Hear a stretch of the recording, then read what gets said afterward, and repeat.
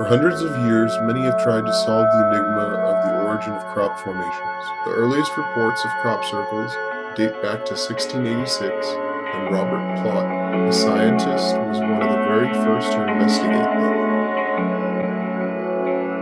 It was believed that small creatures would appear in the field and create these formations under the cover of night.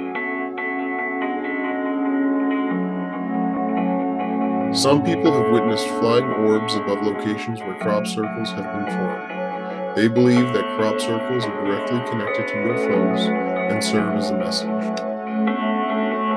Others believe there is a more natural explanation, such as light plasma, which emits enough energy to alter the crop. Its origin is still unknown.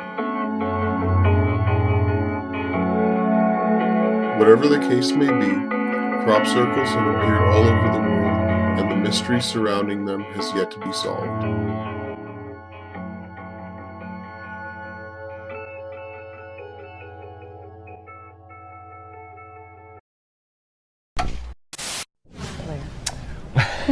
Welcome back. The things we talk about on commercial break. Did you see anything suspicious flying around the skies of Lincoln County last week? Apparently crop circles have mysteriously showed up in a wheat field just north of Wilbur.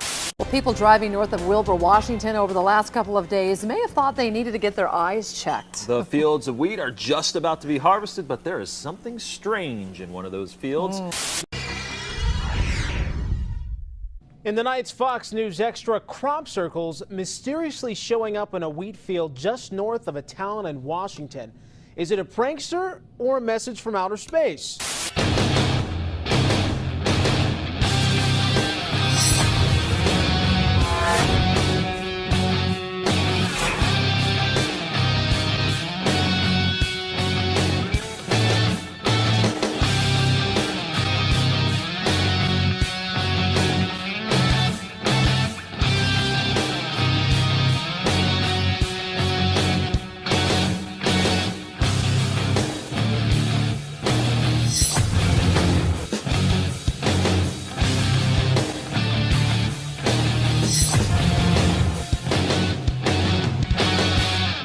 I was out on the tractor working, of course, and had let me know that, did you know you have crop circles out there on your piece that you're farming? And I said, no, I don't. So, your place from the crop circles, how far are you would say? About 5 minutes, 10 minutes away?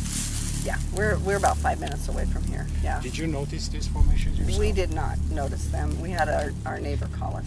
He saw them when he drove by the highway right here. And what was your immediate reaction? Our immediate reaction was, oh, it's our turn. Because this is the third one in the area in the last 5 years. 2007, there was a crop circle just north of here, about maybe 2 miles. And then I think it was 2009, there was another one south of Wilbur, about a mile. We're going to bring some equipment to get some measurements.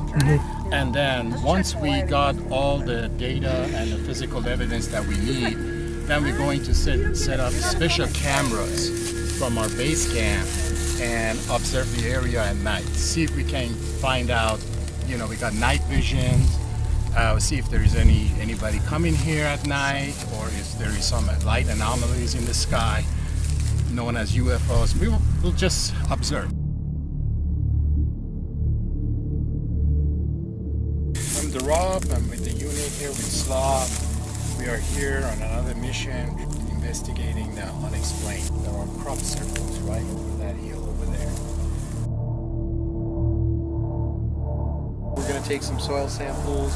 We'll take some samples of the wheat and have it analyzed so we can see if there's any kind of differences between the two. Some people say that the UFOs and the crop circles are connected. Okay, so we're inside the crop circle now. It's dark out. We made our way up here. We're gonna go through and look around to see if there's any signs of it maybe being man-made. Okay, so we're gonna take some soil samples. We'll take a few inside the crop circle, and then we'll take a few outside of the crop circle just to compare. Our base camp is about 51 degrees, 52 degrees. But as you walk up the hill here, in the center of the circle, it's warmer. How much warmer? 59 degrees.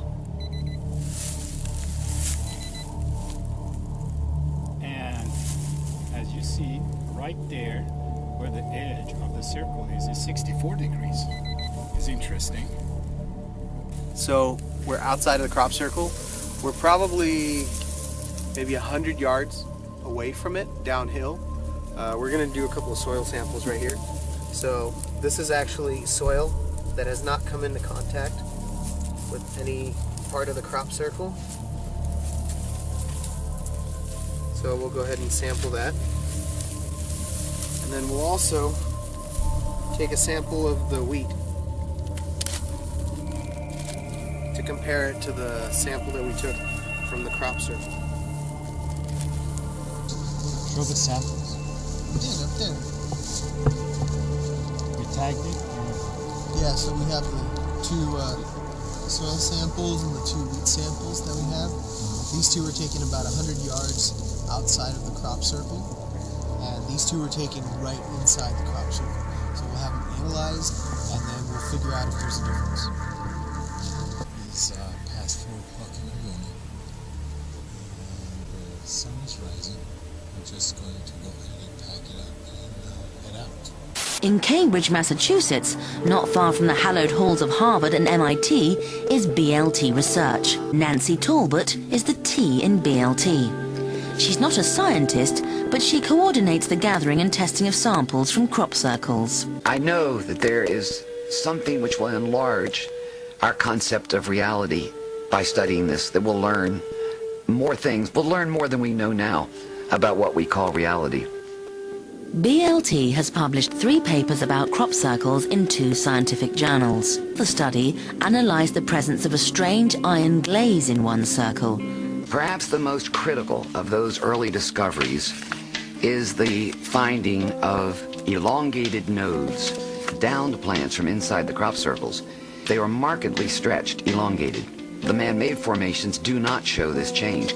It's the best documented parameter that we have so far, and the most consistent. Some skeptics believe that crop circles are formed by humans, as demonstrated in this night shot time-lapse. Being careful to avoid detection, these 3 London-based artists use tram lines to get into the circle, create their art, and leave. Although it is possible to create these crop circles utilizing the planking technique, the wheat in the Wilbur crop circle that the unit investigated on July 2012 would have been too dry and would have been crushed if planking was used. Along with the other evidence collected, this would conclude that the Wilbur crop circle is indeed authentic.